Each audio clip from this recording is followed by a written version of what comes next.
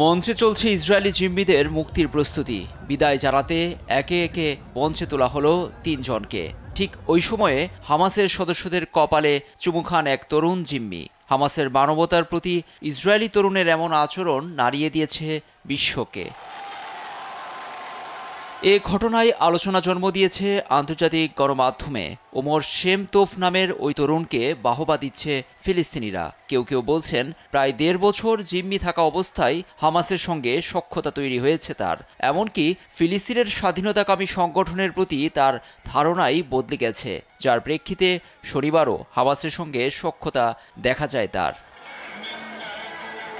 ওমর শেমের দাদি সারা ইসরায়েলের চ্যানেল 12কে জানান সে খুবই হাসিখুশি মনের মানুষ, ফলে হামাসের যোদ্ধাদের সঙ্গেও বন্ধুত্ব তৈরি হয়। তার বাবাও ছেলের গুণগান করে বলেন পৃথিবীর সবচেয়ে ভালো মনের অধিকারী মানুষের একজন তার ছেলে।